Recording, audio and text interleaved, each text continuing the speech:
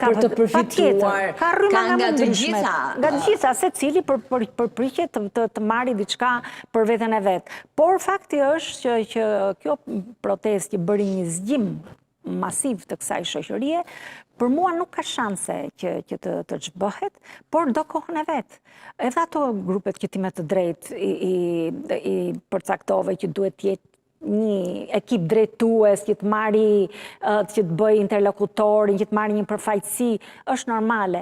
Po ndoshta s'është momenti që të dalin akoma në këtë situatë që flasin, ndoshta do dhe kjo kohën e maturimit vetë, sepse duke qenë kaq masive, duke qenë jashtë atij kuadrit shablon, shumë shumtuar që këtu instaluan gjithë këto vite nga PS-ja dhe nga PD-ja, si dy partitë kryesore dhe pushtetmarrëse dhe pushtetmbajtëse të këtij tranzicioni, me formatet thjesht politike të protestave dhe mitingjeve, kjo është një gjë krejt tjetër dhe ne na ka futur tashmë në një epokë të re. Unë kështu e shoh.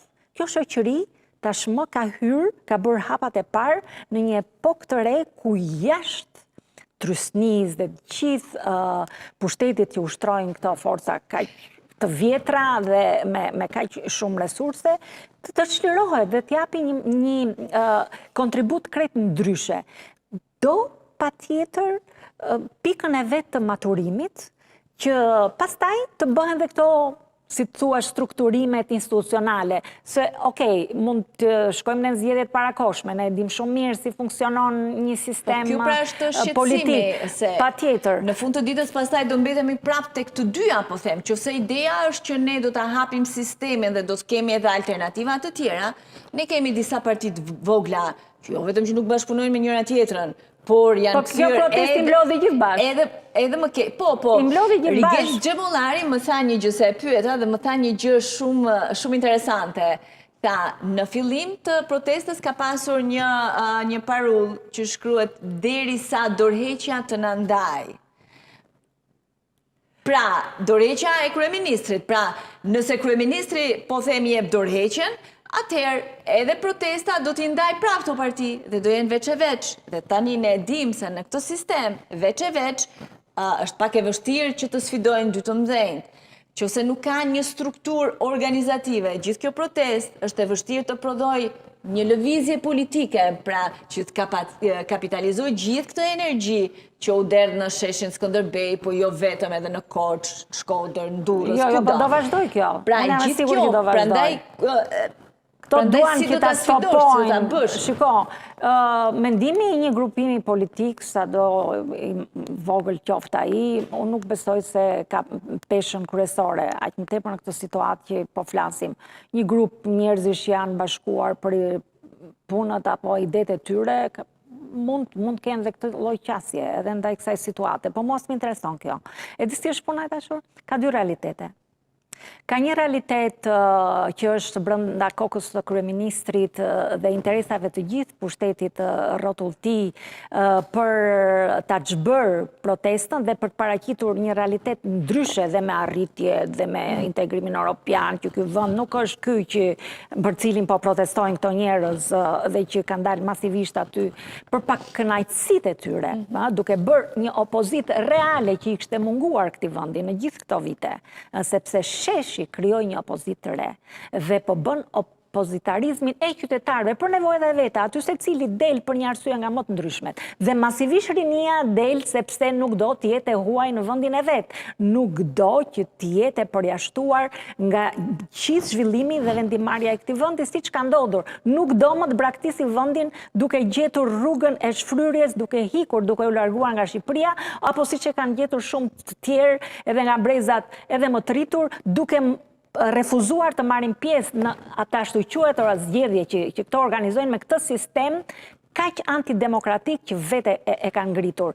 Por ka dhe një dialektike, dashur, sepse siç ka shoqëria dialektikën e vet, ka edhe politika dialektikën e vet. Ti nuk mund të jesh antidialektik. Këto, duke qenë të njëjtët aktor, politik, kush do qofshin. Mos më intereson mosha biologjike, më intereson mosha politike.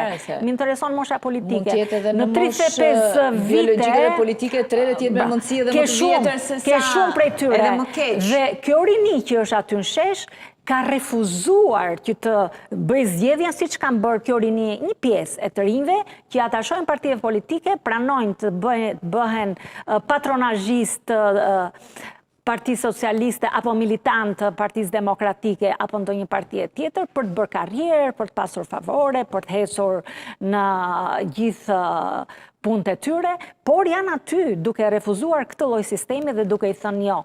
Këto duan kohën e vetë, sepse dhe vetë masa e rinis ka nevojë të mësoj edhe disa rregulla institucionale, po themi.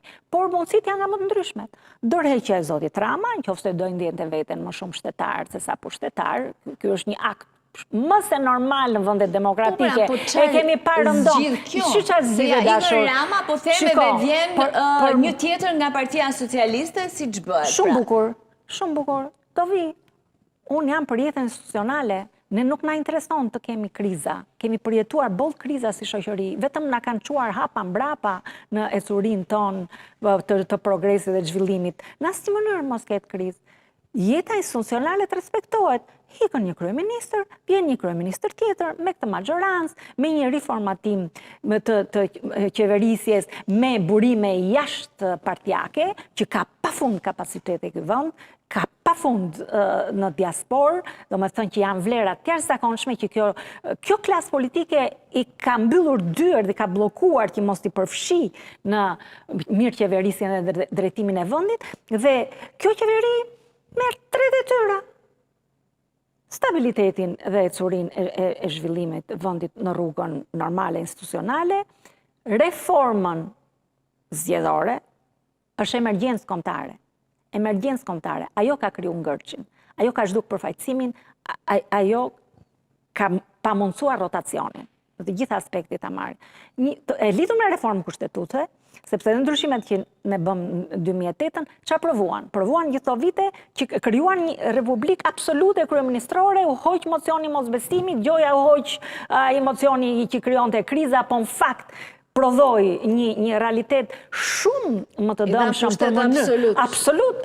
Po kush i bëri këto? Ja pra këto aktorë politik janë, po të njëjtët janë, se s'është se ikën një palë erdhën një palë tjera. Përkundrazi, këto kanë dhe një përgjegjësi shumë të madhe, sepse ky vend, kjo shoqëri, ky popull i ka dhënë kaq shumë besim dhe kaq shumë pushtet gjithë këto vite. E kanë një përgjegjësi morale dhe e kanë një detyrim njerëzore. Që ta zhbëjnë pak diasporën edhe atë doja të thosha se ajo diaspori dha një supermajorancë. Vete ngritën. Ja parë po flasim për mënyrën e zgjidhjes. Kjo mënyrë zgjidhje, me të njëjtin parlament, me qenë dhe njëjtën majorancë, të kenë detyrën që të riformatojnë sistemin urgjentisht dhe pastaj të hapet gara për të Tani mendon se ka kuptuar kjo shoqëri nga rëndësinë e votës? Patjetër e kanë kuptuar dhe prandaj një nga arsyet që janë aty është edhe kjo. Sepse ndihen pa përfaqësuar. Jo pa përfaqësuar, e kisha për tjetër gjë, Laila, e kisha se kur shkojnë te kutia e votimit, harrojnë se çfarë kanë përjetuar 4 vjet. Ato të rinj të shkojnë fare ke kutia e votimit. Edhe po s'ka që shkojnë votojnë për babain, se do babai, se do mamaja. Shifi shifrat. Se do kushëriri që është në administrat. Shifi shifrat. Se me madhe thot se një votë këto e kanë refuzuar edhe votimin, sepse këto edhe në zgjedhjet e fundit, sidomos votuesit për herë të parë, që janë deri 20 vjeç, ato as 20% nuk të morën pjesë. Këto e kanë refuzuar on blok. Po edhe kjo është e keqe. Po pikërisht pra këto sepse edhe refuzimi i jep pushtet këtyre. Nuk janë pjesë e gjithë këtij skenari të kësaj situate politike. Ato e kanë refuzuar në mënyrën e vet, tash i dalin edhe refuzojnë shesh. Dhe janë çliruar edhe masa e shqiptarëve sepse reagojnë rrjetet sociale, i shef që reagojnë direkt ndaj liderëve kryesor, i shef që reagojnë ndaj pushtetarëve, i shef që janë shumë herë më të çliruar, se dhe ato historitë e algoritmeve që jo ndikohen, ato vërtet kanë ndryshuar në benefitin e interesit tonë përgjithshëm së shoqërisë, sepse është rritur në mënyrë të paparashikueshme për këta vetë, reagimi qytetar dhe janë çliruar qytetarët nga Afrika. Me këto algoritmet mbyllëm edhe TikTokun përpara zgjedhjeve dhe hapën mbas zgjedhjeve. Këto pastaj futen tek pjesa, kam përshtypjen e propagandës edhe Jo, unë shoh një çlirim masiv edhe në rrjetet sociale, në mënyrën se njerëzit shprehen.